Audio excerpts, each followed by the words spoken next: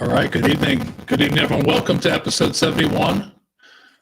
I'm going to call you by your real name one time for the introduction. Okay, that's fair. I had to search you down and hunt it down. You didn't give that to me. So tonight I'm joined by former U.S. Army Sergeant Dalton Storm Rushing. So let's start off with that. How long you been going by Storm and not Dalton? 31 years. And I'm 31, so. How did that start? Storm Rushing. I mean, shit. Yeah, I actually was. That's your real middle name, Storm. Yes. Wow, that's a cool name. Football name. It worked out. Yeah. I don't know why. I know where Dalton came from because it's Patrick Swayze's character in Roadhouse. Good movie. I didn't realize that until the new one came out, and I asked my parents, I'm like, is this what you guys' name? He's like, yeah. But you saw the original one before that. No? Still have it. Oh, my God. I'm part of this crying right now, so we'll get into that more. It's generational. It's generational. That is true, but that's still a great movie. Holy cow. You let me down on that. I'll go ahead and watch tomorrow. How about that? We'll make it. Promise. That's a good deal. So we'll start off with a quote here. This is as we talk a little more with Storm. He's a former artilleryman. So the artillery must be prepared to concentrate a great volume of fire wherever it is needed at any moment so as to dominate rapidly any part of the battlefield which may be threatened. And that's from General Charles de Gaulle. Old quote. Yeah. Artillery has been very important for a long time. Very. The military loves the artillery loves the artillery and the military, right? Everybody claims to hate us. They do. We get picked on a lot by your Cav Scouts, your infantry, but when they need something, we're there. If you haven't seen artillery, it is pretty impressive. I'll give you that. We get fire down range about 30 seconds if needed. Cool. So let's talk about growing up. You got a cool middle name. Started off, grew up near Athens. Yes, sir. So what was it like growing up for you? Split household, kind of rough, but mom was great. Worked through college, had me, got her PhD as a single mom. Awesome, right? We kind of moved around a little bit in that time, but then we went back to where I went to school, which is Trimble, or Jacksonville, I guess, but I went to Trimble High School and everything else. Did that. I was primarily with her and my grandmother on and off here and there. She lived out at Baroque on a bunch of family land. My great-great-grandpa owned what is now the Baroque Lake in the state park, sold it off, but every kid got a plot, so I had family land out in the woods every day. I'd say every day, but play a lot of video games out in the woods, standard, what am I, 31, so millennial. But, I didn't have a bad childhood. It was pretty solid, pretty great. Learned a lot. Brothers and sisters?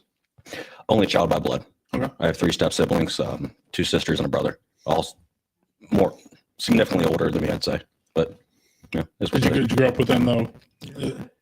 Since I was 10 or 11, I want to say. So majority, over half my life. Nice.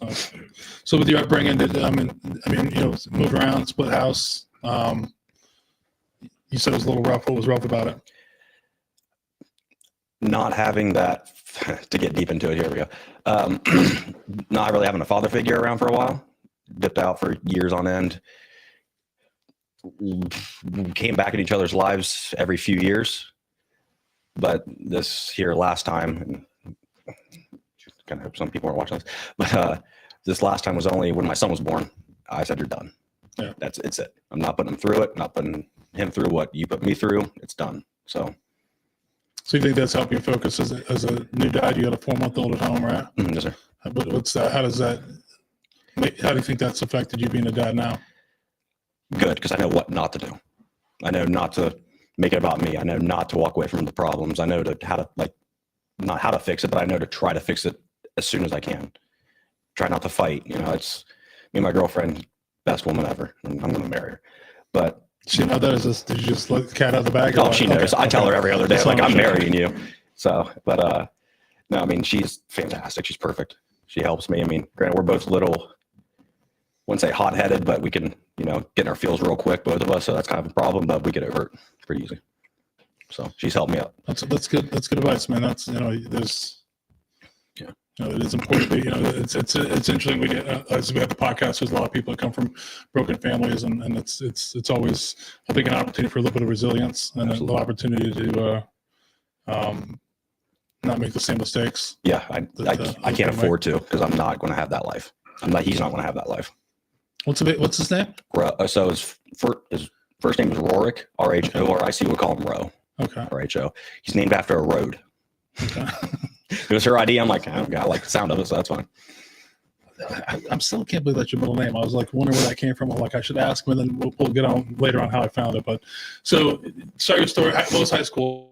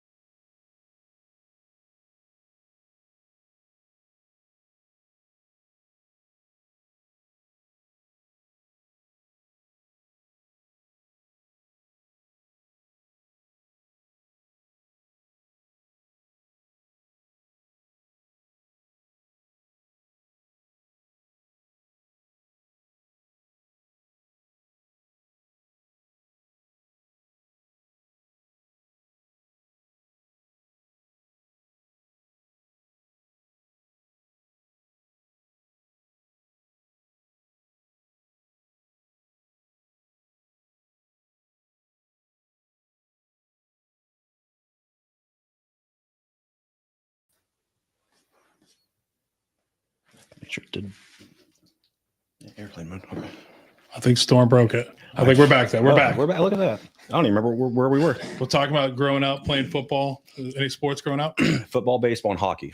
I was the only kid in my area to play hockey. We were a club team in Athens. I mean, we had kids from West Virginia, Athens, obviously, and I was the only one from like my area who played. But I did that for 12 years. Stopped playing. Kind of wish I would have kept it because I started to get decent. But yeah, football, baseball, especially with my school, wasn't bad. It was great. I mean, lettered 4 years baseball, 3 years football. Pretty good. I mean, shoulder, elbows kind of messed up, but yeah, comes with it. So knocking it out of the park in sports, you decided to try to join the Army right after high school, I'm assuming, or tried to. I was on ADHD medication. I was on Concerta. My recruiter said you have to be on a non-stimulant, so I went to Strattera. And he then, I think he took me to MEPS. That's where I found out the doctor said you can't be on anything. So I had to wait a whole year. I was almost 19 at that point. Wait a whole year. So I went and worked at a bar uptown in Athens called Bronies. I was a bouncer there for about a year and a half. Finally joined the Army, and that's when that started. Let's go back to that. I mean, you tried to join the Army. What was the motivation to do that? Family. I want to say every single male, including uncles, at least on my father's side, was Army or military of some sort. And my mom's dad was Army as well in the same division, 3rd ID that I was. But he was when it was in Germany. He actually served with Elvis, fun fact. But yeah, I just wanted to do it, always wanted to. Ever since I was a kid, I either want to be a chef or a fighter pilot. But I learned very quickly you have to have a degree to be a fighter pilot. I'm like, I don't want to go to college. So there you go. So I enlisted. So you try to enlist, you find out you can't get in for medication. Like, what was that like? I mean, obviously it destroyed me. Yeah. Miserable. Because eventually a year later, my mom looked at me, I think before I went to work at Bronies, she said, you need to go to the recruiter's office. You need to get out of this house. She didn't say it like that, but that's what she meant. So, okay. Next day I did. So what did it crush you so much? What was you thinking at the time? I've never want to make it. Like, I don't know if I can survive, I can't survive on this without this ADHD medication. I can. I'm not on it right now. Yeah. Granted, I did have an appointment this morning to get back on it. Cause like we were talking before the show that, something I've lined up possibly. This will help. I won't take it every day because I don't eat. I'll lose weight like crazy. But I'll take it as needed and just maybe help me focus a little bit better. And the coding part, that's the main part I want. Yeah. If I'm teaching myself coding or learning it, that's what I will use it for. So you decided, you get cleared with that. You decide to join the Army. And what makes you decide to become an artilleryman? I actually tried to go 11 Bravo infantry, but there were no openings. The guy at MEPS sat there for an hour making calls to everyone. Can we get this guy 11 Bravo? And I won an option 40 contract too. Couldn't get it. So just won artillery. This is the only other combat MOS that was available. So you head out to beautiful Fort Sill, Oklahoma. The air dryer heat. And then I took a PT test and AIT. They delayed it for 2 weeks. I took it was -15. My run time for my 2 mile went from 14 something to almost failing because the wind on one of the straight stretches was 30, 40 miles an hour. It's not a great place for it. No, it's miserable. I had orders to go back to teach, but I got out. We'll get into that. Yes, sir. So what was basic training AIT like for you? 2 days in football were harder, in my opinion. mean, you know as well as I do, like when you were in, it's completely different from when I was in. And when I was in, completely different a year later than those kids who came in. I mean, we got smoked. I got smoked to the point where I could barely walk. But the guys next to us got it worse, so much worse. Bravo Company, they'd be out 2, 3 a.m. We'd hear them from the barracks. They'd wake us up. They're out there in their towels, getting smoked and then go back up. Like we weren't getting that, but we were still getting beat pretty much to us. So not too bad physically for you, just other the Army stuff. What was it like going, being away from home? Didn't mind it with family. I'm family oriented, especially with my girlfriend and my child. But growing up, I wouldn't even say growing up, but especially when I was there, I focused on what I had to do. And then when I went to Fort Stewart after, it was, I'll come home every couple, 2, 3 times a year on my leave and 4-day passes and whatnot. But it wasn't, I need to be home. I need to see my family. Which, saying that out loud, and I've talked to this about my girlfriend too, it kind of sucks because I'm not that close with my family as I want to be or as I should be, but it is what it is. If they ever need anything, I'd be there. You're still around though with your family, right? Yes, sir. All you gotta do is make the trip. Yep. That's all you can do. And now it's nothing to feel bad about. Just they're still alive. You can always plan it and do if that's what it is. But I mean, same thing with me is I don't have much family other than my immediate family. Mm-hmm. I've met my aunts and uncles a couple times, but yeah, it doesn't make it a bad thing. I mean, there's maybe dad's side. There's, blood immediate. My grandparents and me. Mom's side, 20 of us. There's not a lot on either side, so I don't have a big family at all. So, well, if they're still alive, they got that little baby. I'm sure they love to see him. Oh, they do. Trust me. That's always a nice breaker. And I got my girlfriend's family, they're fantastic as well. I mean, awesome. I always thought they were overbearing, but then I realized I'm like, no, this is just a normal family. That's just, they're not, she has both of her parents that still live together. She has 2 brothers, 1 sister.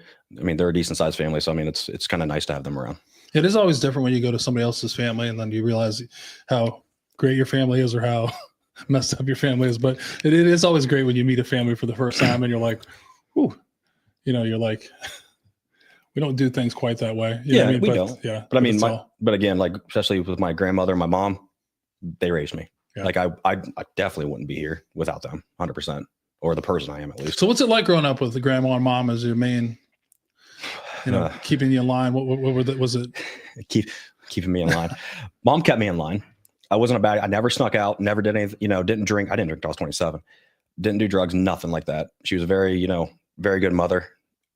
My grandma, very great woman, but I kind of do what I wanted. Yeah. She would spoil me.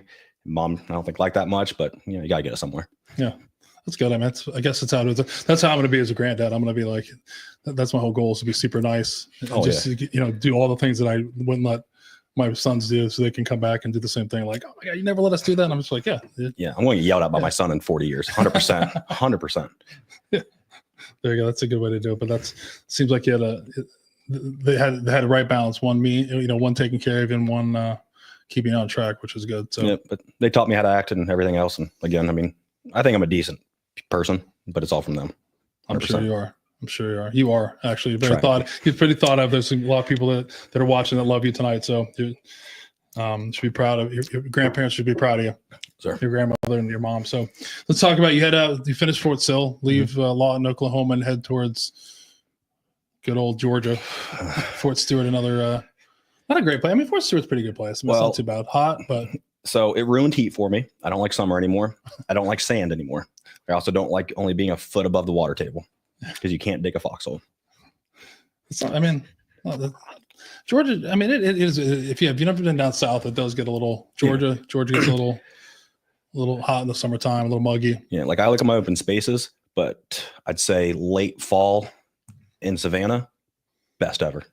I mean, not a city person, but Savannah, it's gorgeous. The shops there, the restaurants, the people, it's not bad. I'd go back and visit Savannah again instantly.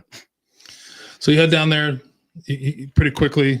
I think I remember from the bio that you made E5 in like 3 years. Just under 3. Yes, so sir. Pretty quick for people that don't know, they're listening. Now, what do you attribute that rise to? Mom, don't quit. Yeah, because I didn't. I mean, luckily I had good people in my section. In artillery, we have sections. You have troops and everything else.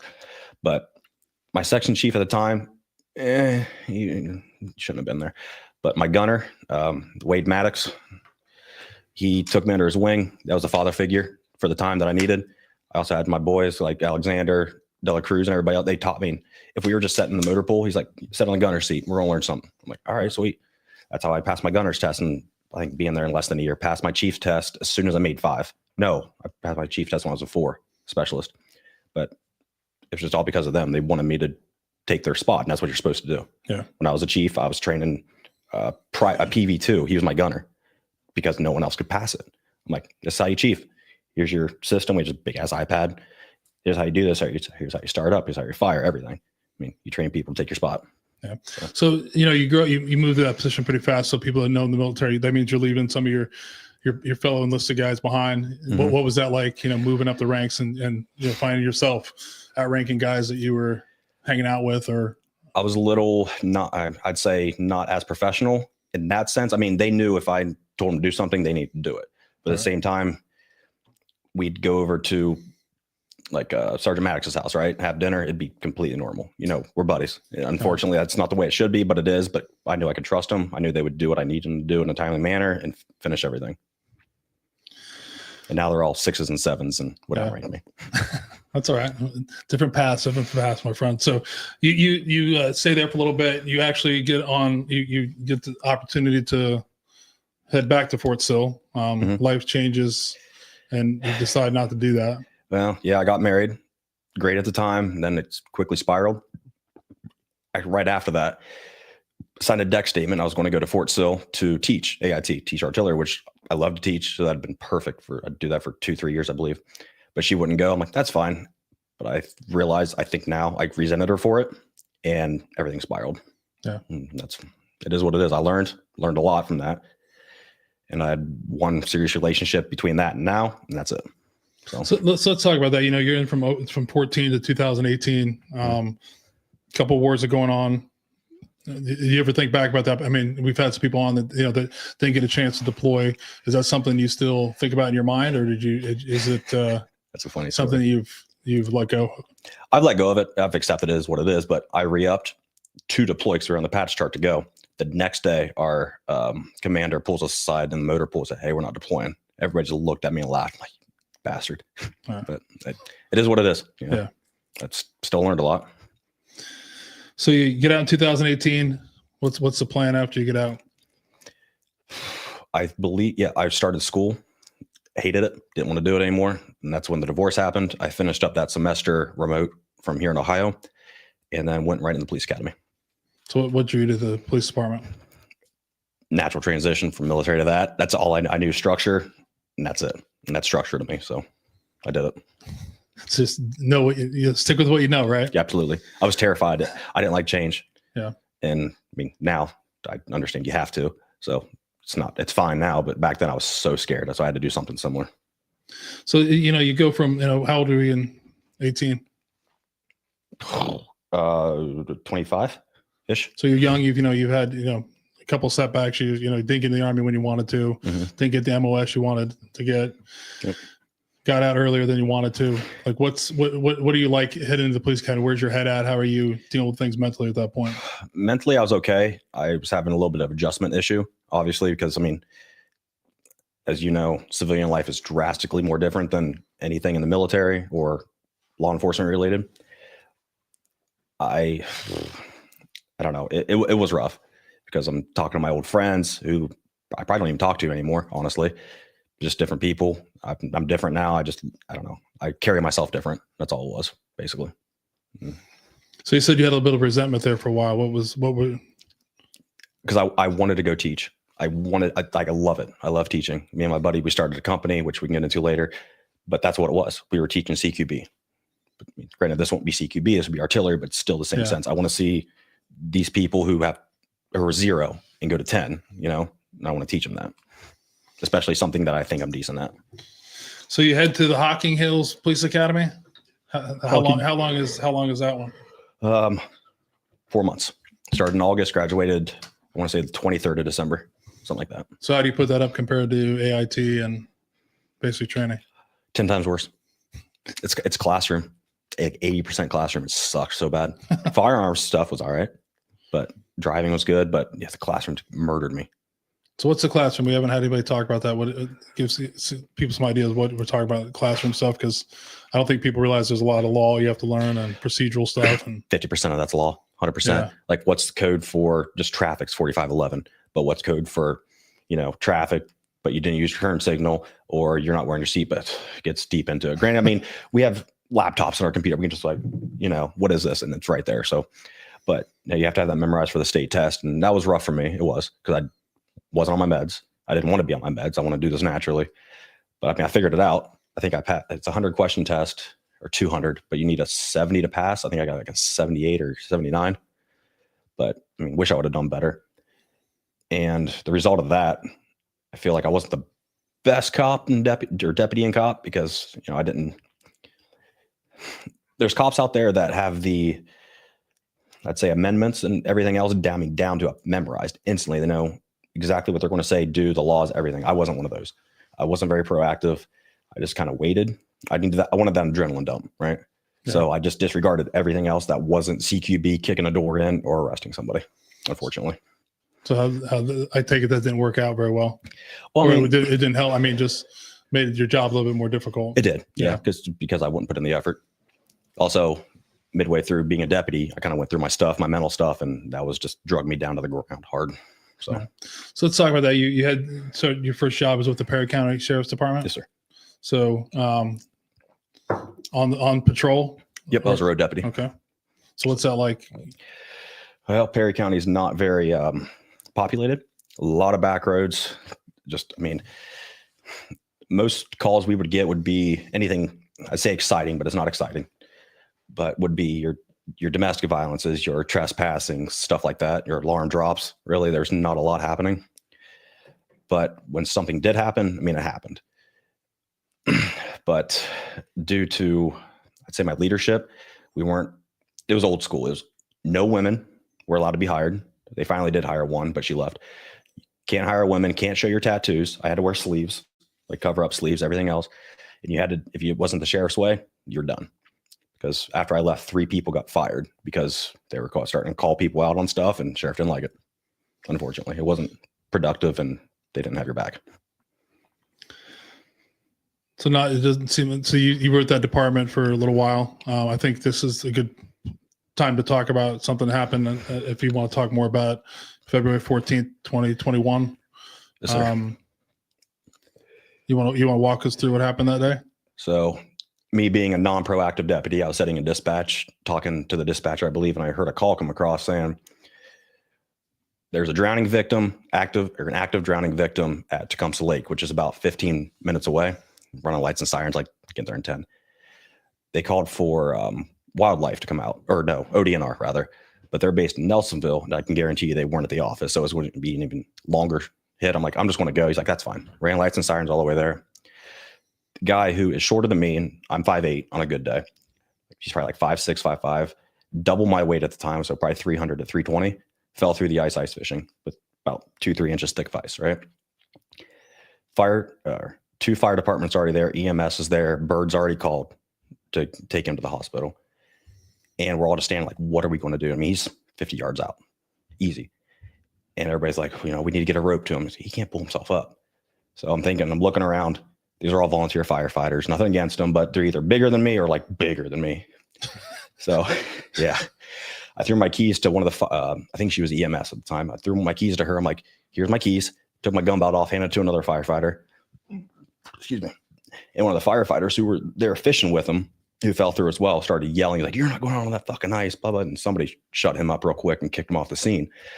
And I swear to God, I credit Bear Grylls for this and Les Stroud for watching their Discovery Channel series growing up. Got on the ice. I heard crack. I'm like, all right. I laid down. I crawled all the way out there. I had my vest on still. And I was able to get to him, and I grabbed hold of his, his collar of his shirt. He had like 2 coats on.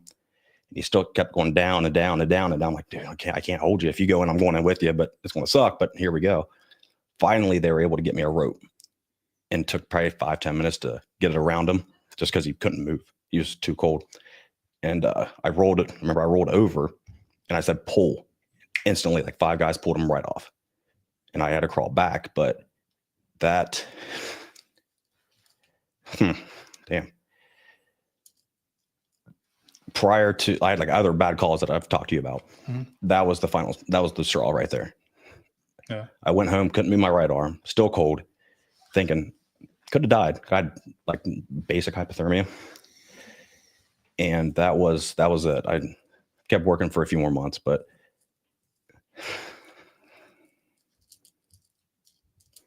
I ain't gone into detail about it before. Sorry. No, it's okay. Take your time, man. But yeah, just the idea, like as I'm laying in the hospital, they're like giving me warm fluid and saline and stuff. The other guy's worse. He had to go to Grant, or Lifeline to Grant, I believe. I just went to the local ER. But yeah, I mean, that was the final straw. I'm like, I could have died. Because before that, nope. After that, I overdosed on the fentanyl on a call. But that right there was like, damn, okay, I need to, think of something else or do something else. All right.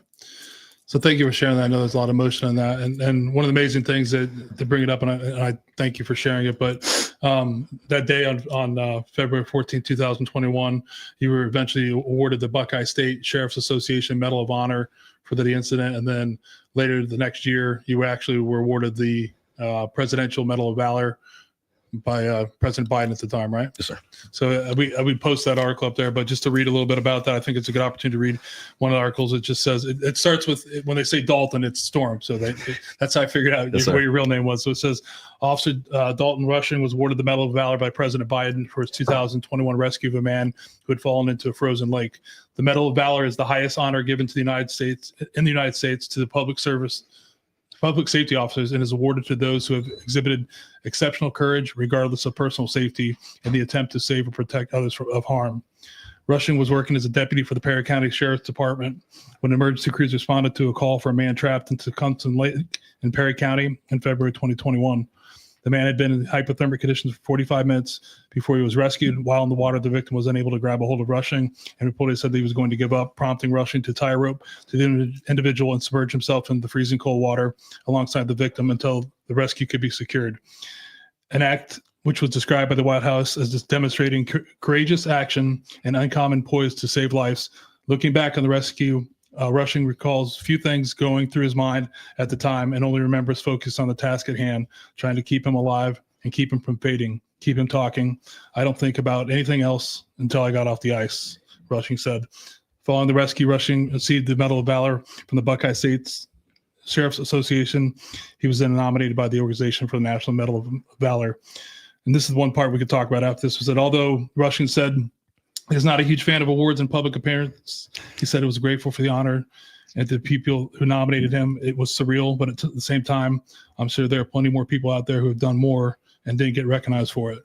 So obviously, thank you for having the courage to do that. I'm sure he thanks you immensely. But what was that like? You said, obviously, when that happened, I could see the reaction in you right now. But I mean, it was a pretty significant day of your life. Yeah, I mean, usually. How did it change you think? So, I mean, we'll get into this again with the therapy we've gone through. I've been able to process it, but again, I haven't talked about it in this depth. But like I said, it was pretty much the straw that broke me after like 3 or 4 real bad calls before that. Just knowing that, like, damn, I could have died right there. Because I laid on that ice for about 20 minutes. He was in there for about 20, 25 before I got there. And then I was on there about 20. I mean, it sucked. It was miserable. My entire front, I got water all the way down. I mean, I was cold, wet and cold. I do not like being wet and cold. So it just sucked. But I mean, if I would have made a weird move or something, the ice broke, there's a good chance he could have grabbed me and just went down. I mean, I couldn't have fought that off. I was 150 pounds, I think, at the time, if not less, with all my gear too. So have you ever talked to the victim after that? Mm-hmm. Yep. Gary, I talked to him probably a week or 2 later. And then I believe we did an interview a week or 2 after that. But I think that's the last time I talked to him.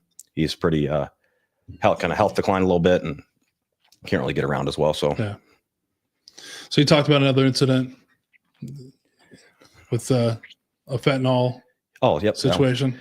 Me and my partner, Deputy Love, big ass Marine guy, you'd like him. We showed up to call some kid, probably 21, 22, I think at the time, was just overdosed on meth. As we're ripping stuff apart, looking for more, anything, evidence, stuff like that, phones. he said, my partner, he's like, I don't feel right. I'm going to go outside. We were in a room looking for more stuff. I said, all right. Walked out with him. I went back to get the evidence. I remember stepping on the porch. There was 4 steps on the porch. I don't know why remember that. I was like, 4 steps on the porch, out. He said I was still coherent, so I could still walk. I don't remember anything. I remember waking up with him. He's about your size, big guy. And he was Narcan at me. He gave himself half of it and me half of it. And I remember I kind of freaked out, reached for my gun. I was like, okay, something's, he's here, so I'm okay. But our other deputy showed up and he took me to the hospital right away. Love stayed back, but probably shouldn't have. We ended up both being fine, but we obviously ingested something somehow. So I'm assuming it was fentanyl. Well, I say that, but after watching other videos and learning more about it, if you ingest fentanyl, you're out. Like you cannot walk. So we both had something. Don't know what it was. So there's a lot of things, happen in a short period of time. So how much longer did you stay on with the sheriff's department after all this? So after the fentanyl incident, maybe a month or 2, and then I stayed on reserve, but I think I didn't work for 8 months. I'm 100% disability from the Army. Where I was living at the time, that was, more than enough to get me through everything, my bills and whatnot. But it was a constant battle to stay alive every day. Even 3-4 months before that, I would drink a bottle of rum, Kraken rum, every night. Don't remember falling asleep, but I did. Wake up, throw up, go to work at 10. I work swing shift 10 to 6. Probably still alcohol in my system. Terrible idea. Not right. Yeah. Completely illegal. Come back home and do it again. Every night. And then I'd do it every night whenever I wasn't working. So what do you think was driving that? What was going on for you? Guilt. The calls prior about the children and whatnot. That's what ate me up inside real bad. The fact that I thought that I should have been the one to save them. I couldn't. But in all reality, every child, there's nothing I could have done. So you go on a 8-month bender. Mm-hmm. You ever think about suicide during that time? Every single day, I didn't want to wake up. Every single day. But towards the end, I took my gun twice, 2 nights in a row. I want to say it was a Tuesday and Thursday, so not 2 nights in a row. But the second time, that gun was I chipped my front tooth with my front sight because I had raised sights because I had a red dot. I chipped my tooth. Slack was out of the trigger. It's like, all right, let's go. Right. Thought about my mom, thought about my grandma, thought about my friends. They were going to blame themselves, right? I didn't want that. They were going to blame themselves. If I shot myself right there, they're like, we missed it. And they would have missed it. I mean, I was a little more antisocial than I usually am, which I'm antisocial as it is. I wouldn't show up to like certain things, or I just wouldn't talk or be present. I wouldn't be present ever, even if I was there. So they knew something was wrong, but they didn't know how bad. And I mean, it was a 10. A 9. If it was a 10, I would have done it. But that's the only reason I'm here, because I thought about them. So then you think about that moment, you're about to take your life. Obviously you don't. I'm glad you didn't. I'm glad you thought about it and decided to stay with us. But if you go back to that dark moment, like you said, moving up that you were struggling with some things. You weren't present. If anybody's listening right now that's going through that, what would be some type of advice you give them if you find themselves, drinking a bottle of whiskey a night or rum, so not feeling good about things? What kind of advice would you have for them? Have you ever seen the series Reacher with Alan Richardson? I have. In an interview during filming of something he was doing, he took an extension cord and threw it over rafters in the studio and hung himself. Right, big dude. I mean, surprised I could hold him, but still, he said he thought he was going to be giving everyone a gift because they didn't have to deal with him. That's what I thought, right? That's not a gift. It's a fucking death. It could be a death sentence for somebody. Because if I did that, who knows what somebody would have felt like. It was my fault. I'm going to go do it too. It's not a gift to anybody. You have to be there. I mean, it might sound crazy, but if you don't do it, if you don't get help for you, do it for somebody. I don't care who. Do it for your neighbor. I don't care. If you have nobody, I promise you do. Do it for them. If you can't do it for yourself. That's why I did therapy. Okay, good. So we got a comment from Nick. It says, "For what it's worth, good buddy, Storm. I'm glad you didn't pull the trigger, man. You were there for some of the worst nights of my life working counterterrorism. Love you, buddy." So it's very good advice. I mean, there's, a lot of people think that. I think, when I struggled with suicidal ideology, that's the one thing I thought too, is people wouldn't have to deal with me. I wouldn't be a burden to anybody. Mm-hmm. People would be better off without me. And that's bullshit. It is. It's 100% bullshit. Yeah. Yeah, so it takes a lot of time to learn that. But so just real quick, we're at this part of the podcast. It's always important.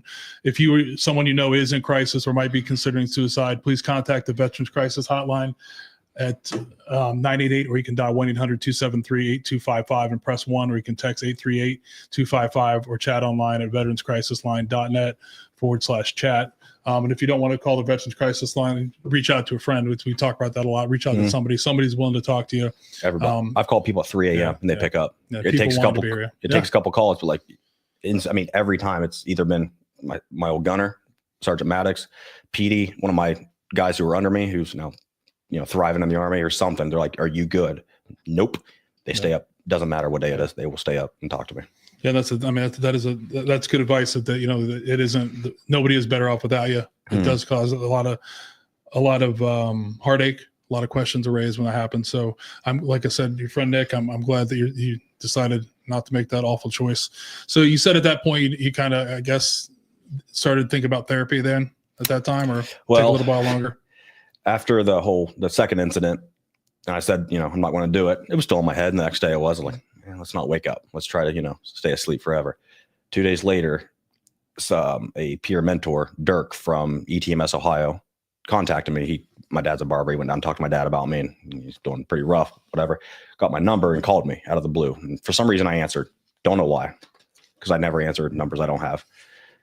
Answered that. Went down to the clinic because I lived maybe 200 feet from it at the time in Perry County. Went down there, met with him, and said, "All right, I'll try it. What do I have to lose? I have nothing to lose. I'm either going to do this or I'm not going to do it and kill myself." That was it.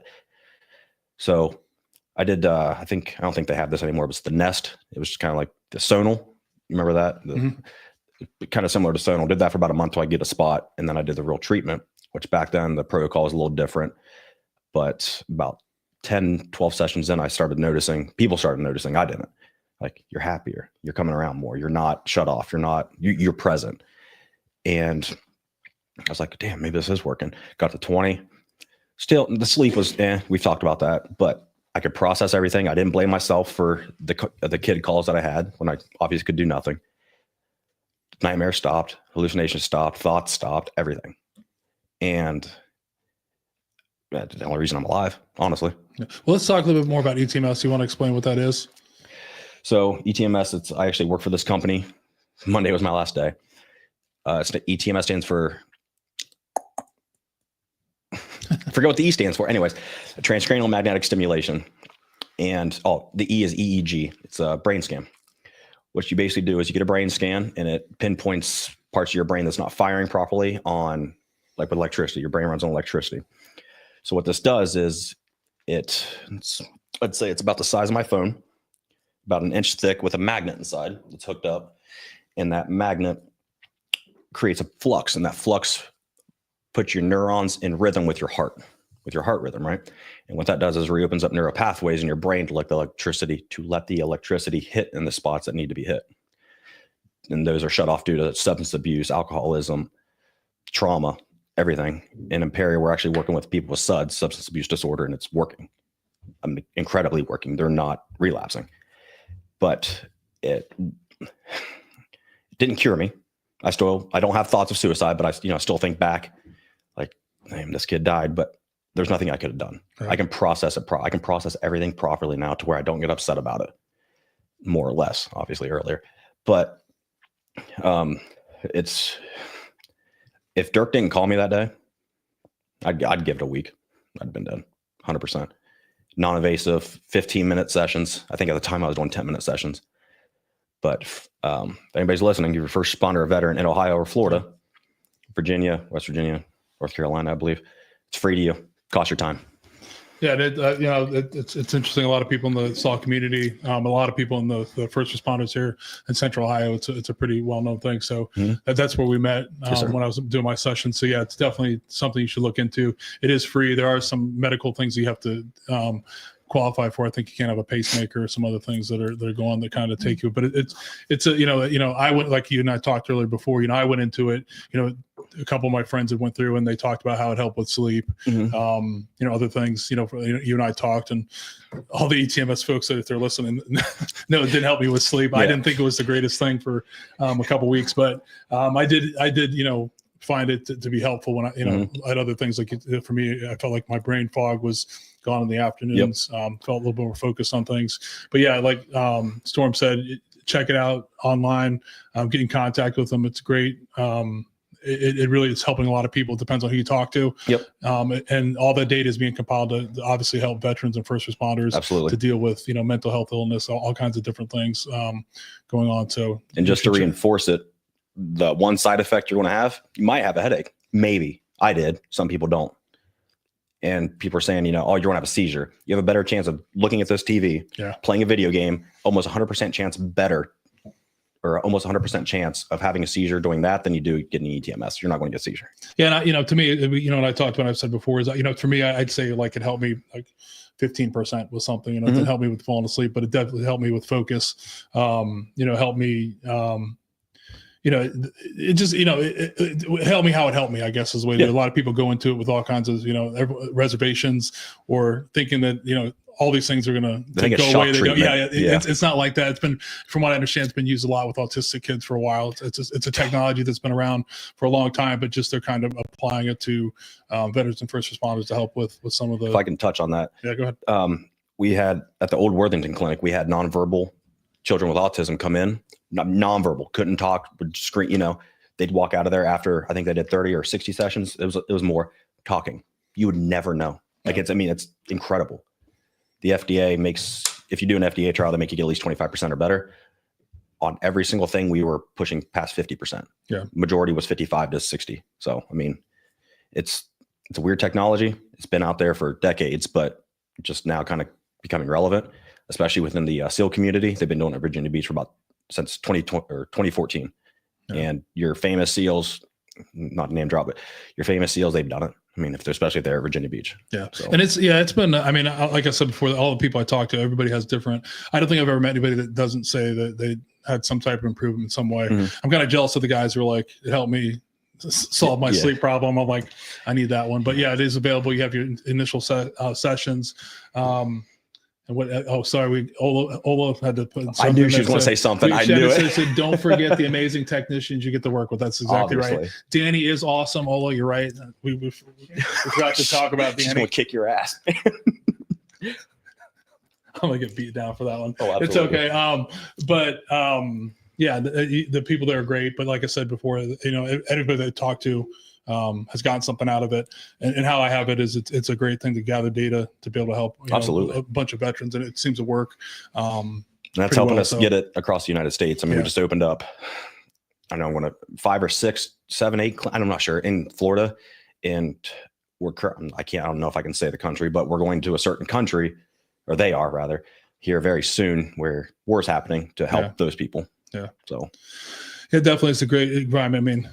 She just said, excuse me, that's funny, but no, yeah, but it is a great thing. Definitely check it out. The great thing about it is free. If you do qualify, it doesn't hurt. It is like probably it's about 20, I'd say probably 20, 25 minutes out of your day. If that. It's pretty quick, and it does have great effects. And the great thing about them is they will work around your schedule, which is amazing. They will stay late. Yeah. I think Ola's been in there at 5 a.m. before. Yeah. So, so it's, and then I think what now in Ohio, there's 9 clinics, I think you said? 9, I believe. Yes, sir. Okay. So yeah, check it out. We'll post something in the podcast and on the page to how to get the link with that. So you ready for a whiskey break? Let's do a whiskey break. All right. We'll have our first whiskey break of the night. We'll finally get to this one. We've been trying to present this one for a while. So this is from Green River Distillery. Green River Distillery is located in Owensboro, Kentucky. It is located on the historic Green River campus, where numerous brands of whiskey have been made for many years, including Ezra Brooks, Mellow Corn, the Medley Brothers, Old Medley, I should open this before. I was trying to do that. I never do. It makes me feel like I don't know what I'm doing. I never know what I'm doing, so it's all right. I don't have to hand this to you. This one's getting me. There we go. But the property, I mean, it's an old property, but it was rebuilt and passed through a series of investors over the years before it was finally acquired in 2014. Jacob Call oversaw the renovations of the property, and he actually became the master distiller at the time. In 2020, Green River Distilling Company returned to its original name, and in 2022, it was purchased by the Bardstown Bourbon Company. Call stepped down as the headmaster distiller as part of the sale, and now Aaron Harris, you see him a lot within the whiskey world. He's now the master distiller since fall of 2022. This is a private barrel pick from Opa Grill and Tavern. This is Delaware Run. It's 125.4 proof. It's not age stated, but I know it's at least 5 years old. The mash bill, 70% corn, 21% rye, and 9% malted barley. You were drinking one of these over there. I'm going to just take another one if that's all right. Yeah, this was the one you were drinking was actually what was called a shelfer. This is a single barrel, so hopefully it's a little bit better. Oh, but okay. I mean, I never saw it before, and so I came. I was like, hey, let's try it. It's pretty damn good. And one of the cool things about this bottle, everybody always tells me you can't really see it here in the video. We should have had it out there, but you can play like hockey here, so it's kind of might be drawing your name, but you can kick a coin into here, and it's kind of like a hockey thing, so it's pretty cool. But Green River is one of those, I think, up and coming brands. You're right. That's definitely different than the other one. Damn. Yeah, I'm gonna take a sip in a minute. He's gonna need more water here. Yeah, he might not make it to the second part of this. No, we'll be all right. He got a couch. It'll be all right. So looking back, I mean, with you, how long were you with ETMS? About 2 years. What was the best part of work? What was the best part of that job? Helping people like me. Yeah. Hearing their stories. Granted, I was a peer mentor first, and that's kind of why I got out of being a peer mentor, because I kept hearing these stories, and like every story, I'm like, damn, okay, this is like mine. This is like mine. It's like it finally got to me. It did. And this is when I was living in Reynoldsburg at the time. And one of my buddies, Jeff, I think he might be watching. He was luckily in Ohio at this time, who works for ETMS. And I called him like, something's wrong, something's happening. And I think it broke me. Hearing every single person's story, I think it messed with me finally. And got some help, did what I need to do, rebooted. And I'm good. I was good. But it was rough. So what kind of help did you get? Just talk to him, talk to our CEO, Joe.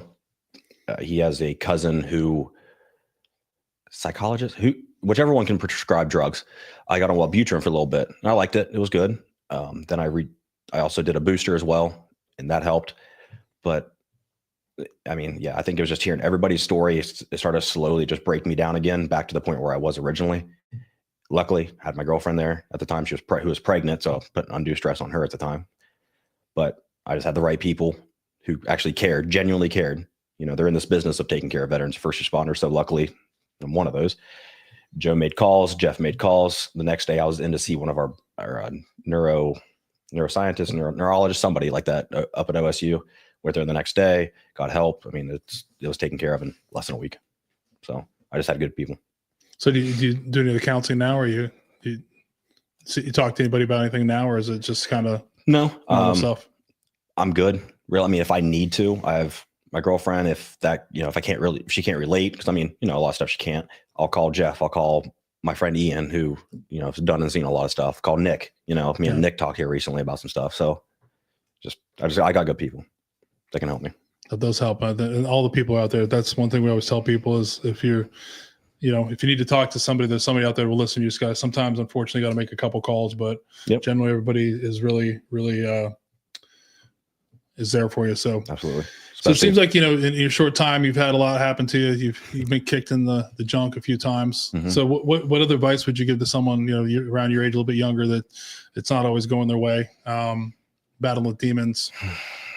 What would you have changed if you could have? What advice would you give? In the Army, and this, they say, as soon as something's wrong, go to sick call so you can claim it, right? As soon as you see something wrong, first responders, as being a first responder veteran, get help instantly. Don't wait. I put it off for 2 years and it almost killed me. Do it. I mean, get help. Because one of the bad kid calls I had, my sheriff called me right after I was on. He's like, hey, the CIT, the critical incident team's here from wherever they are up at the firehouse. You need to come up. I'm like, no, I'm not talking to anybody about it. That's how kind of I wouldn't say raised, but just what I knew, keep your feelings, in, bottle it up, put it in the back of your head. Don't think about it. Unfortunately, now I'm complete opposite. So why, I mean, is that what it is? Was it just because your upbringing, or were you afraid to admit that you were having feelings? Yeah, I was afraid. And that's probably what ruined a lot of relationships, like friendship wise and stuff like that. I have a good core group of friends now who understand me. And I get carried away sometimes, but instantly they'll put me in check. Like I had a buddy probably about a month ago, Brandon. I said something to, I think I told him to stop talking. He's like, you shut the fuck up. You're not going to talk to me like that. Yeah. All right. Yeah, you're right. So, you just got to have people. That's all it is.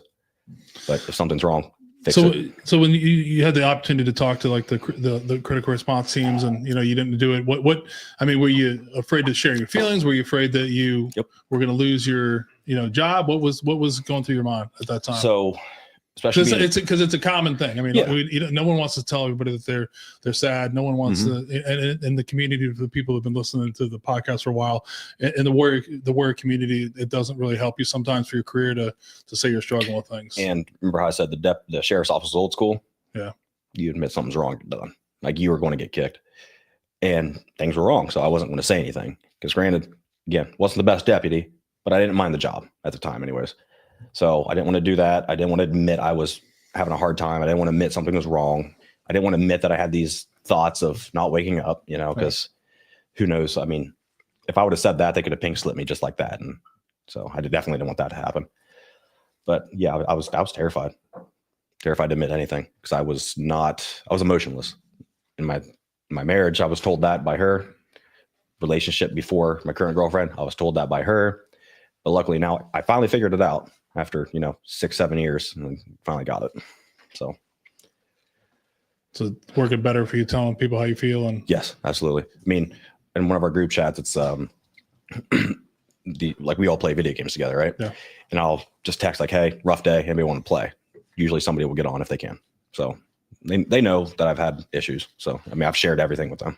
So do you if you look back, can you pinpoint a time when that started with you? When you growing up, you said you had mom that was there, you had grandmother that was there for you. Do you remember the time where when that started, where you felt like you couldn't share how you were actually feeling at all? So no, but where I grew up, very population like 3,000 people. I graduated 56 people. Very old school, very conservative. If you're a man, you don't share your feelings. If you're a man, you go out and do the work and you come home and that's it. Yeah. That's what I knew. Hell, whenever I went to basic, that was a culture shock because I had 3 African-American soldiers with me. Great fucking people. I still talk to all 3 of them. And I had a kid from Laos, Mike Tao, who my grandma would write him because he didn't have family really. The Laos people were very few and far in between. So, everything about that was a culture shock. I had a German drill sergeant, which honestly kind of freaked me out in the beginning. I'm like, Germans and war. But anyways, that's just off the wall bullshit. But no, it took time to adjust to that. But I finally realized that, this is normal. This is how the rest of the world is. But I grew up in my high school. We had one student who he was mixed. He was part Native American, part black, part white. He was our tailback, and that's what I knew. That's it. Unfortunately, I was guarded off to the rest of the world, basically, from being in this small community and growing up there. Yes, that is one of the things you do hear a lot is, you still hear it now, is that men aren't supposed to have feelings, and we're just supposed to go out and blaze the world. And I think that's a lot of bullshit. That's one of the things I fought for a long time is telling people how I feel, how I really feel. A lot of it was admitting when I was scared or sad. Yep. What I use, I used a lot of anger when that came out. So when I was sad and scared, I was anger, and that's doesn't help. So it definitely is a lot better to be able to talk about your feelings. It's like you said before, everyone feels that way. You're not alone. And if anybody's listening, you're definitely not alone in how you're feeling. But definitely reach out. So you brought your book here. You got a book in front of you. Got a book. So one of the things that you've gotten into, we've had somebody play the guitar, okay, but we've never had anybody read poetry. So you recently got into poetry. Can I tell you why, or tell them why? Yeah. So I was gonna say what was your driving force to do that? So there's a movie out. I kept seeing clips of it on Facebook, TikTok, stuff like that. It's called The Gorge. Finally got to watch it. It's about a scout sniper, retired, guy named Levi who gets picked for the special mission, whatever, anyways. But he said that to his counterpart that he picked up poetry. And she's like, you're full of shit. Well, he did. And I'm like, that's, cool, whatever. As soon as he did that, I remember my girlfriend got it from the couch. I think she went to the bathroom. On my phone, I typed it out, sent it to myself, and sent it to her or showed her in like less than 45 seconds. And I'm like, damn, that's good. My mom, who's an English teacher, who now has her PhD, I sent it to her. She's like, what do you think about this shit? That's not bad. It's suspenseful, everything else. And that was the first thing I've ever written in my life and did it in 45 seconds. I'm like, this is kind of cool. I like it. So I've only done like 2 or 3, but still. Are you going to hit us with one? I'll hit you with one. All right. But so I titled it Wait, but in most like I think 2 or 3 that I've written, it's kind of dark, but I'll read you the other one too. It's more uplifting. This one's called Wait. A shadow, unintelligible to the eye, it moves, darting, no path, unforeseen to you and to me. It comes and goes, nowhere but everywhere. The shadow lurks and waits. The shadow lurks and watches, waits for you to become vulnerable, waits for its chance to take you. Keep waiting. Suicide, 100%. Because that shadow is, if you're contemplating, it's right there, it's ready. So, it's ready to fucking take you. But the other one, I call it The Next Life. And I remember I was sitting there with this on the couch, right on the arm stand, whatever it is. Looked over at my girlfriend. She's taking care of her kid. I think she was feeding him. I'm like, damn, you're fucking perfect. But when death takes me from you by the hand, I will hold you. I will hold on to you with the other. I will find you in this lifetime and every lifetime after. Nice. Yeah. I didn't know. A little bit more upbeat than the first one. A little more, but I like them. I love them both. Yeah. I got ideas for other ones. But so how therapeutic is it for you to do that? I'm not sure. Well, no, it'd be therapeutic. It's fulfilling. Once I'm done, I read it. I'm like, I like that. And it's like you've completed something.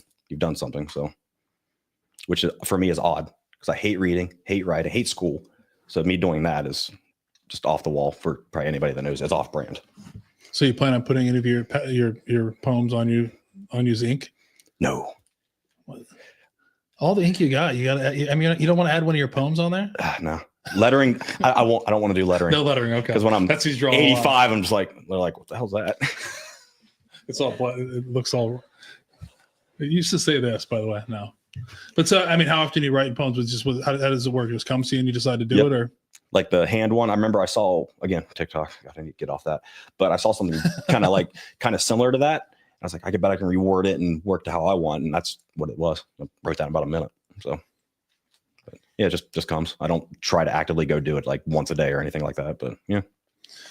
So you're 31 years old now? Yes, sir. Okay, so you had a brief military career, brief Army career, police career. So what was that like? You said earlier in the podcast, you talked about, leaving the warrior class into the civilian realm, how different it is. What was your biggest challenge leaving, being a soldier, then being a policeman, entering the regular world? What was the hardest part of that? Was it, losing your identity, your friends? What was, you said that was difficult? I'd say people in general. I didn't know how to communicate with people. I had my high school friends, that core group of, 56 people I graduated with. Our high school had like 200 some people. So, you still, even then you have your cliques, you have your jocks, whatever. And that's what I had. I had that group. When the military, had a new group, got out, had some of the old ones, but like 2. I didn't know how to reintegrate myself and be a normal, civilian. It was weird. But luckily, to kind of went back to the structure part of it, but ETMS, I think everybody I worked with, besides some of the technicians, veterans or former first responders, stuff like that. But still, it's still a massive learning curve having that structure for 8 or 9 years and then going back into some just normal civilian world where you're civilian. It sucked, honestly. Yeah. So I've heard people say in a different way, but the structure. So talk a little bit more about that. Why does the structure work for you? Because that's something that I actually, I thought I really enjoyed, but now that when I don't have structure, I really enjoy that more, like when you grow up into it. So what's so comforting about the structure for you? Growing up, I've never been late to anything in my life ever because of my mom. Granted, she's she's a grandmother now. She, doesn't have to work as hard, do anything like that. So, she shows up late, but I won't. I don't. We were 5-10 minutes early everywhere. Had to be on time, schedule. That's where it came from. So I take comfort in it. And So granted, like some days I'm sitting at home on the couch. I'm like, I don't give a shit. I'm just sitting here all day, Right. hang on with my son. But So do you still struggle with, having the ability to, I mean, is there any type of that, with the structure that, that this has got to get done, you stay focused? I mean, are you trying to get away from being structured? I mean, having a 4-month-old, you can't, that's got to be a good, practical application of not being structured, because they kind of do what they want to do. Yeah. I mean, luckily my girlfriend she's the best mom ever. I mean, she does 85-90% of everything. I might, I'll change a diaper, 2-3 times a day, but she will have him strapped to him. She will put him to sleep, take a nap, everything. I mean, she won't even wake me up in the middle of the night to help her. She'll just do everything, which is taking a toll, but strong as hell. You need to get up and help with that baby. Tell her. You hear that baby? Come on, when that baby cries. All my life, I don't, because she'll record like feeding him and then send like I'm just passed out next to her, and she'll send it to me, so I'll see it in the morning. We had the rule that my wife breastfed, so it was like I had to get the baby, change the baby, and then she fed him. We tried that. So we had like a bedside bassinet, and this was, I think, last week. I put it on my side of the bed, like, we're going to try this, because she would sleep with him, like contact sleep and stuff like that, which I'm against, whatever. I am too. That's a newer thing. Like, everybody's sleeping, the baby's sleeping. Yeah. Hey, whatever. But he woke up once, and I got him. I was like, here. She fed him. I fell asleep instantly. Yeah. She woke me up and put him back. Woke up again, gave it to her. Then I think I woke up at like 7 a.m. Oh, okay. So we stopped doing that. As long as it works for you guys, that's all that matters. But so is she getting a lot of sleep? Is he sleeping? He's sleeping well? Starting to. Okay. Only a couple times a night I'll wake up, if that. So he's sleeping good, napping terrible. Screaming, crying's great. It's a 4-month-old. That's what they do. So where'd you meet the girlfriend now? So I've actually known her. We went to rival high school. She went to Nelsonville, went to Trimble. And I knew her brother better growing up, and her dad was actually my student teacher in 8th grade, because he switched from construction to teaching, and he actually teaches now at the school where our son will go. But knew about her, and then I think I had her on Snapchat one day out of the blue, and went from there. So, I mean, it was nice that we've actually known each other. It just wasn't some random person. So what do you think is different about the relationship with her and the previous two that makes this work? You keep saying how she's awesome, but what's different about you? I'm obsessed with her completely. Like, I went to Miami for work for a week, and the second day I texted her, like, I want to rent a car and just drive home. Seriously, I don't want to be away from her or her or him. So what's your reason for that? What's changed about you? I give feeling. I show feeling. I tell her how I'm feeling, thinking, everything.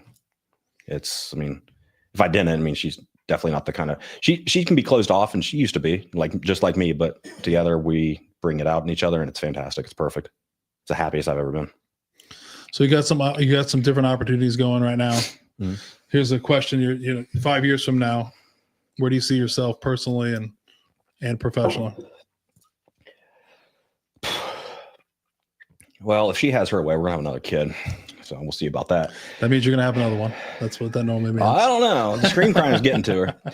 Professionally, like we talked earlier, I'm in the works with something. Hopefully that pans out. If not, something along the lines of that I'm good at teaching. I want to teach something or do something along those lines, or help. And that's what that company is that I was talking to you about. I'd be helping. I wouldn't be teaching anything. I'd be taking something, diagnosing, fixing. Here you go. Right. That's satisfaction to me.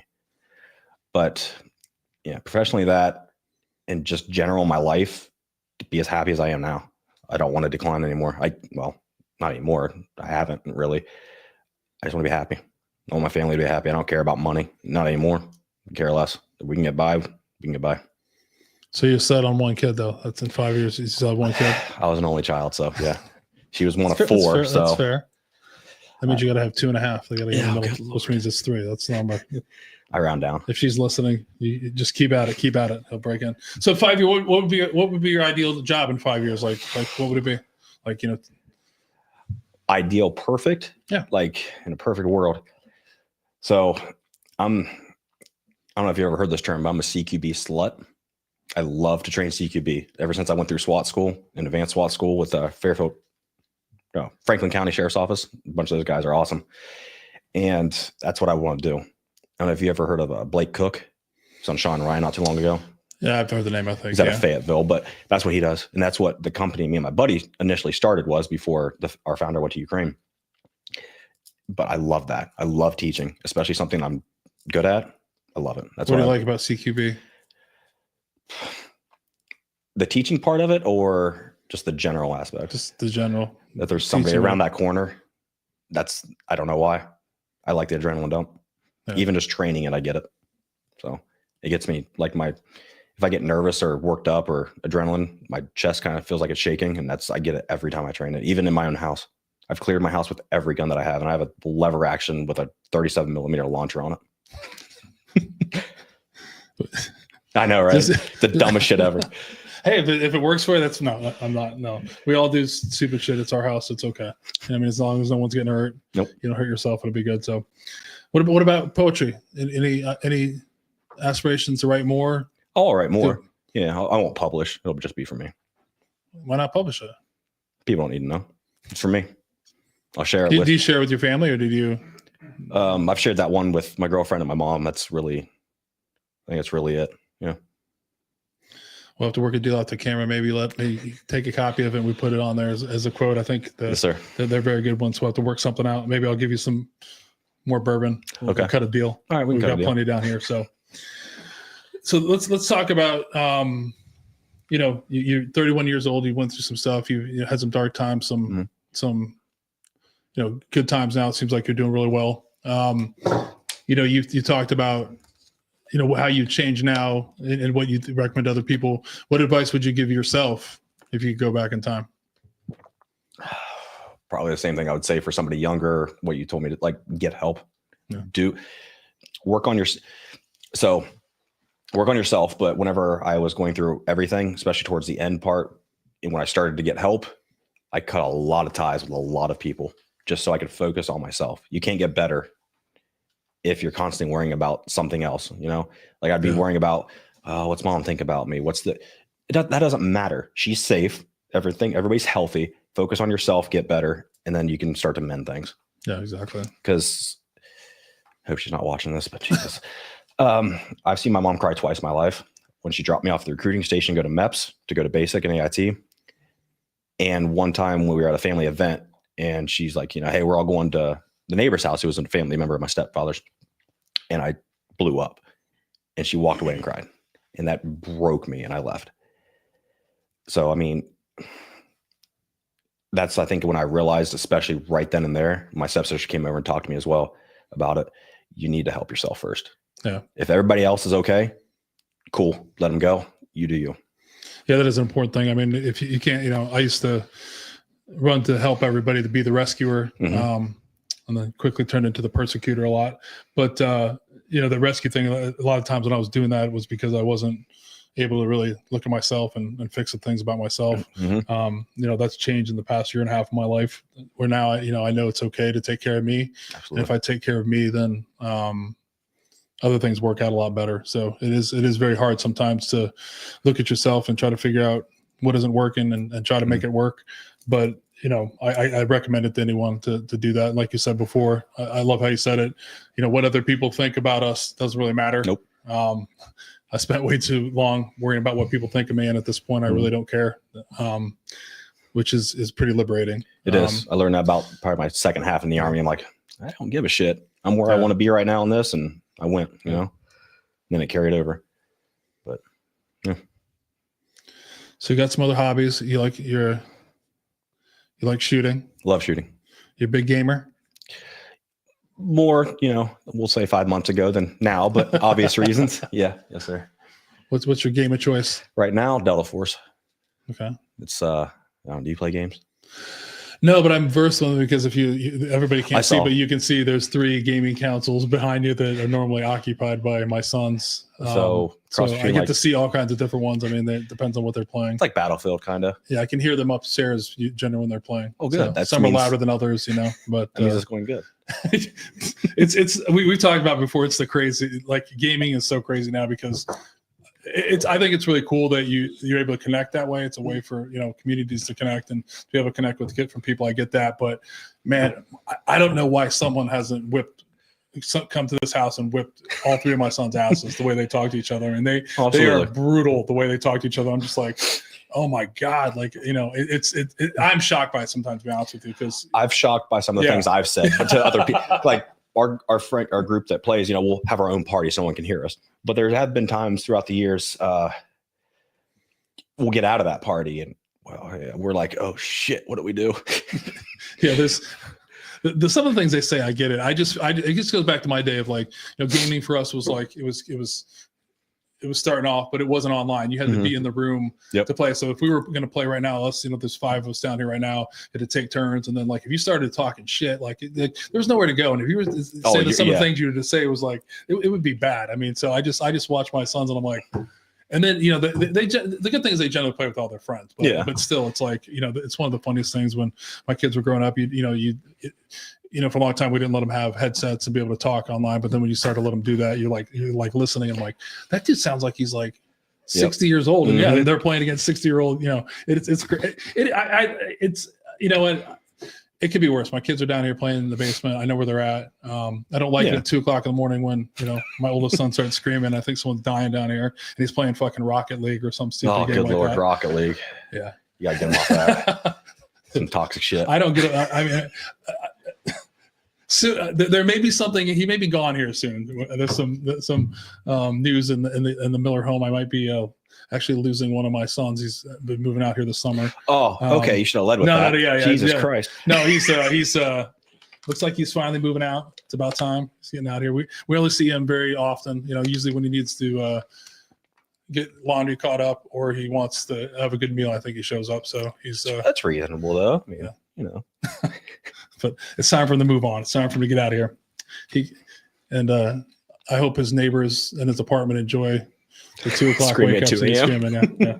That'll end pretty quick for him. So, well, we talked about, things that you changed. You talk about, you've been in 2 organizations where suicide rates are through the roof, the U.S. military and then law enforcement. If where you're at now and what you've went through, what do you think, with all that focus, what do you think that, the police departments or the military has to do to help with this problem? We talked about the individual's problem, but what do you think those organizations could do to help change it? And there's obvious signs. I mean, there are some signs you're going to miss, but I mean, especially in the military, they give you, like, it's a booklet, are they doing this, and this? And if they are, I mean, a lot of times there's still that stigma, especially in the military and law enforcement. They're going to be like, we'll see how it plays out. If he's okay, that might be the last night you ever see that guy. As soon as you see a sign, ask, talk, some call, hug. I don't give a shit what it is. Do something. Throw a shoe at them to get their attention. I don't care, but get their attention to know that you care and that you're worried. Yeah. That's unfortunately, I don't think that's going to happen in a rapid speed. Yeah, no, I think it's, I have hopes that it's changing. I mean, it has to change in my mind, or we're in a bad place right now with the number of war suicides. But yeah, I mean, you talked about the stigma. Yeah, there's nothing wrong with, like, I used to not want to talk about it. Now that's all I want to talk about sometimes. If someone, how many times I ask somebody how they're doing, and then you're just saying that to be polite, but how people are really doing is important. The big thing about that too is I kind of struggle with that too, because even though someone is asking you, I can't tell you how many times somebody asked me and I said it was fine. Yep. So I tell people that if you're asking people, ask a different question, kind of dig in a little bit. But I tell everybody, if you're struggling, open up. You know what I mean? It's so surprising to be able to talk to people and know that there's a lot of people that think more like you than don't. So me and some of the guys at ETMS veterans, we've talked about it and brought it up multiple times. And I mean, it's a big deal, so it's not going to happen like that. But out processing for military, it takes a while. Make ETMS or something similar mandatory. You have to do this before you leave, which I guarantee would drop that suicide rate dramatically. Yeah, it is interesting. I mean, those I don't fault the system for being the system, because they're around that for, but it does need to change. I mean, we've all known, if you look back in all of your careers, any career, like, I mean, even in your personal life, you can tell when, I mean, you can get the sense when people are struggling. Oh, absolutely. And I think a lot of it is, people don't want to just touch tip their toe into it and deal with it. Cause it gets honest and it can get, it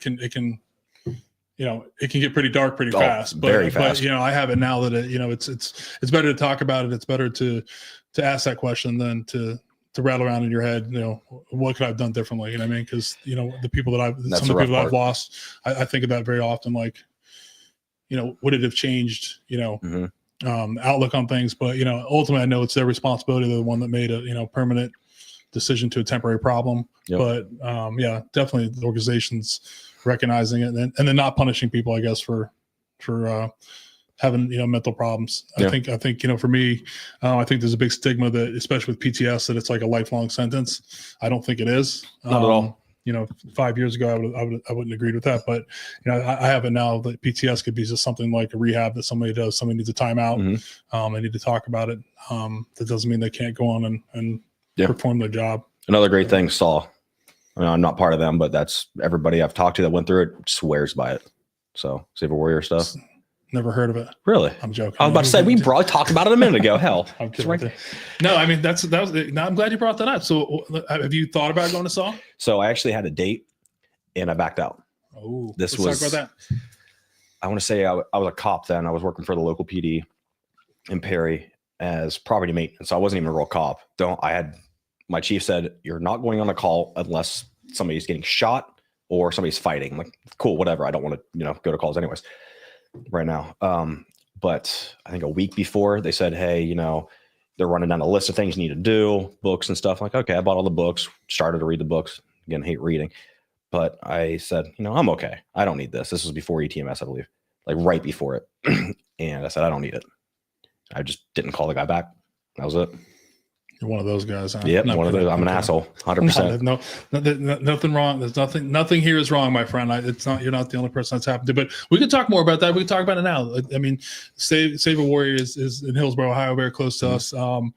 It saved my life. It saved many other people's lives that I know. It's a great program, open to all veterans, whether you're active duty, retired, and open to limited. I always mess this up. Limited to law enforcement, first responders here in the state of Ohio. We could post something about SAW. We talk about a lot of terminology we were talking about during the podcast is there. But, I tell everybody I talk to, if parts of your life still aren't working, you could click submit there again. Absolutely. I know many of the people that have been there. Yep. Had one of your friends from Franklin County SWAT on here with the SAW alumni, but who? Well, you probably, no, don't name drop, but okay. But, Never mind. I know. So I mean, look it up if it's still there. If anybody else is interested, like I said, we can put it out there. It saved my life. It's an amazing organization. I'm still part of it. A lot of people do SAW and then ETMS or vice versa, and they feed off each other, and it's great. Yep, it's a pretty well known thing. We're lucky to have both of those, like the epicenter here in Columbus. It's a really great opportunity for the warrior class here. A lot of people don't know it. You are right. If you went to ETMS first, then you hear about SAW, and then if you went to SAW, you hear about ETMS. So it's kind of like everybody's one big family. Absolutely. But, I think a majority of people I've heard they'll go to SAW first and then hear about ETMS either in there or from somebody else that's gone through it and then do that. And they swear by it. Yeah, I went to ETMS post SAW as well. So a couple of friends talked about it and said they're both great organizations. I'm about due for my booster, I think, for ETMS. So I'm looking forward to that. But both great places. And we have to talk, young man, about possibly resubmitting your application. I mean, I think I'm pretty solid. Well, I know I'm pretty solid. Okay. I'm happy. I'm actually happy. Oh. So besides the 1.5 hour drive, but So is there any parts of your life that aren't working? Any parts of my life that aren't working? Besides my back? No. Okay. Everything. New house, new kid, great girlfriend, property. I mean, I got you got some property. That's gotta be pretty therapeutic. You got some land now, working on the house. What is that kind of your Zen getaway? In a sense, I mean, again, like my back's pretty bad. I mean, I'll sneeze and I can go out sometimes. So this past week and week before, I've been cutting brush down by the pond. So once he gets older, she can see him down there and everything else. But I've come to the realization it's going to take me forever. So I'm just going to burn it. But I got placed on the property in the woods where I can build 2 or 3 different ranges, like pistol range, long range, multi-gun range. That's the plan for summer. And I mean, just work on that. So how often are you shooting? During the winter, almost zero. I'll do dry fire stuff in the house, but summer, springtime, I'll run through 1,000 rounds of ammo in less than a week. Easy. What's your favorite thing to shoot? Oh, damn. Satisfaction wise is probably anything long range, 308 plus, but I feel like I'm pretty good with my pistol. I have a 20, or it's technically a 1911 double stack Prodigy. I have that thing, way too much money in it. So that's probably my favorite. That's the best part. That's why I have to stay away from gun stores. So every time I go there, or just recently I was looking at the new P365, the SIG, and I was like, and I'm in bed like listening to the videos, and my wife's like, no, and I'm like, what are you talking about? I'm just listening to the videos, and she's like, you've listened to the 7 or 8 videos about reviews of it, and I'm just like, oh man. So now I just take it. If I stay away from it, I can't spend my money there. It's kind of my philosophy. Well, at Reynoldsburg, literally less than a half a mile away, was a custom shop, and I actually worked there, like on weekends and stuff, or odd hours, just for gun parts mainly. So that was my vice. My girlfriend went over my finances when we moved, and she's like, "You make this much? Where's all your money going?" I'm like, "Guns." Like I should have had guns and ammo. I should have had a lot of money saved over every month, but I had nothing. So, but well, makes me happy. Yeah, is it therapeutic to shoot? I love it. Absolutely. I'll be out there for hours. Yeah. As long as I can anyways. Does the girlfriend shoot? Never did, but I got her into it when I went to Miami. She's like, you want to teach me how to shoot that AR? I have a little 14 5-inch pistol, quote unquote. And taught her how to shoot it, and she likes it. So I'm going to start, pushing that if possible. So anything else you want to talk about? I don't think so, man. I think we covered a lot of shit. For me, anyways. I mean, I'm not the most interesting person. Don't just say that. You have a very great story. It's an amazing story. I do have a question. So, I've met the president. I've met George Bush. What was it like meeting Biden? Fuck, I was going to tell you. Yeah, forgot my name. I mean, he has some great pictures. But sorry. So I mean, because regardless, we don't get into politics, but regardless of it, what was that whole experience like going to the White House, being presented the medal? We kind of blew through that. You were a little emotional, but what was that like? Great, actually. I mean, I think we got there the day before. I was able to take 2 people. For some reason, I took my sheriff. I don't fucking know why. I took my buddy, who actually weirdly looks like me, but he's a lot bigger. And got there, whatever, woke up the next morning, did a COVID test. They're like, here, stick your, swab yourself in your nostril. But she's like, so we're like, okay. So I just didn't swab shit. No one did. Like, that's weird. Go figure, right? And then, got dressed, went to the White House, hung out in one of the halls where all the president's portraits are. Hung out there for a while. The best sparkling lemonade of my life. Don't know what was in it. Like, damn. Then we went into a separate room to meet him. We met him before the ceremony. And they announced, no fucking shit. They announced your name, Deputy Dalton Storm Rushing. Walk up, Mr. President. Hey, Doll. You motherfucker. Forgot my name on the spot. And then he grabbed my buddy's arms, again, bigger than me, who comes in here, Mr. President. Hey, how you doing? Grabs his arms. These are presidentially approved. There's a picture of me looking up at Biden like, what the fuck are you doing? Like, what are you saying to him right now? He told my sheriff the same thing 3 times in a row. I mean, he was nice, whatever. Yeah. But during the ceremony, on like attack, it was weird. Yeah. I don't know what happened, but talked about his son and whatnot, first responders. And I know how the first responder community looked at the time, especially to, that side of the aisle, right. But it was still a great experience. And so there's 5 every year. So there's 15 of us because of COVID, they backed it up. And I didn't expect even 10 of us to be there. Every single person came, which I was like, that's, okay, cool. Yeah. They kind of put they're all cops. Let's be real. They're not, going to be, Biden, but everybody came, everybody's professional, everybody's great. And you said it earlier in one of my statements that, people do more than I did and deserve this. There was a firefighter, volunteer, mind you, whose mother was there. He passed away during the incident, saved 121 elderly from a retirement home, went in one more time to make sure and died. I don't deserve this damn thing. That's what me and a guy were talking. He rappelled down a building and got a woman out a window. I'm like, that's awesome, because I was air assault, so rappelling and stuff. Yeah. It intrigued me. We're both talking. We're like, yeah, we don't deserve this shit. Like, he deserves all our medals. The guy who swam out in a rip current and saved a woman, same thing. Well, I would tell you, don't be so hard on yourself. Okay, I'm pretty sure you earned that award, that medal, and I'm sure that the guy you saved is pretty thankful and would probably say the same thing. So, don't, it doesn't have, you don't have to equate what it means that you did display some amazing heroism that a lot of people wouldn't have done. And I'm glad you were recognized for that. So, Thank you. and I can't believe you didn't smuggle out any of the sparkling water. Dude, that shit was so good. You start taking it out of there. So. But no, overall, the experience was amazing. That we were taken care of. Took a little bit for obvious security issues to get off the bus and in, but everybody's respectful. Everybody's nice. I don't know if they're interns or what they would be considered. White House personnel, made the rounds, talked to us, nice people, great, awesome. I mean, it was a good time. It was a good experience. You look pretty good in the suit, man. I saw the picture. You were looking pretty good in Dude, it. I had to go buy that last minute because I started to work out, get more into working out. So none of my suits fit. So I had to buy that one, and it was a little baggy. It looked better in other ones, trust me. So where do you keep the medal? It's been in a box for 2 years. I actually just hung it up Sunday in my office. Why'd you have it in the box? Didn't feel like I deserve it. Still kind of don't. Need to get over that, young man. Yeah, it's in a shadow box with a Medal of Honor too. So, like I said, you gotta. I mean, that's a pretty normal thing when everybody does that. They don't feel like they deserve it, but reading the story and then everybody that didn't see it, just seeing the amount of emotion that was in your body. Like I said, thank you for your service. It doesn't mean, it may not mean anything to you, but thank you for that. Thank you for what you did. Thank you for putting your life at risk. And I'm sure, like I said, he feels the same way for what you did. A lot of people wouldn't have done that. So it was the one the one that I knew I could have saved. And I did everything I could. The other ones there's nothing I could have done, unfortunately. So nothing wrong with that. Still, Yeah. Always play it back.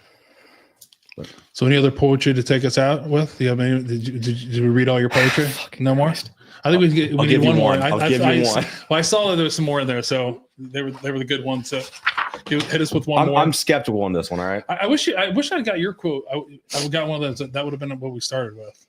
The poetry. Okay. We'll have to work on it though. I call this one Shatter. You need to push through. You can't leave. You're not allowed to.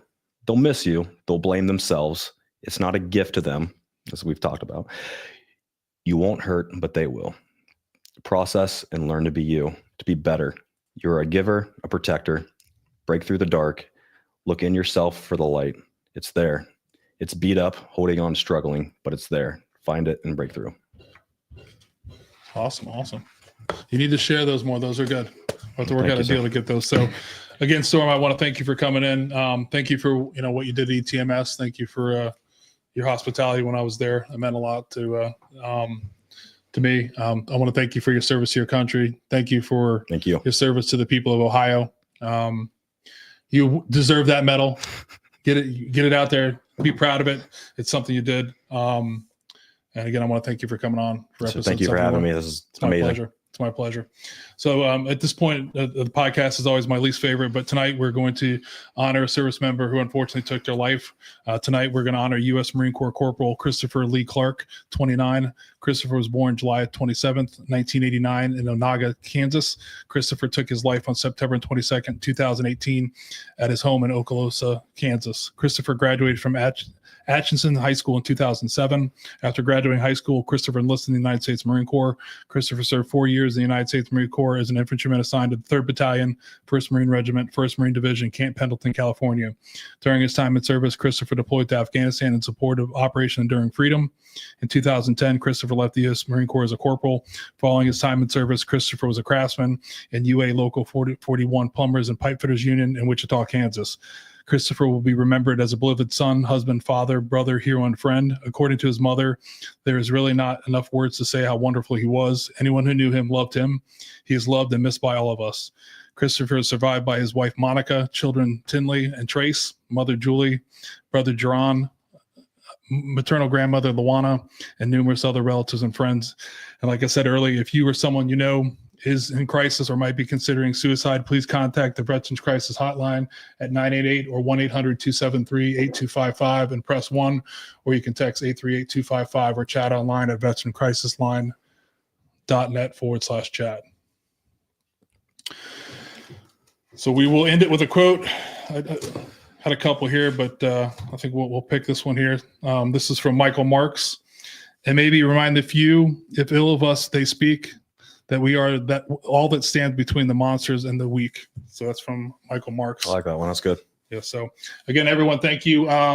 We did put up a new schedule. We're filling up pretty much all the way through July here. So we're, I guess we're into June now. So if you're interested, a couple people have reached out. If you are interested, you can always reach out and hit us up on the page, or you can DM me. We'd love to have you in. We'd love to share your story.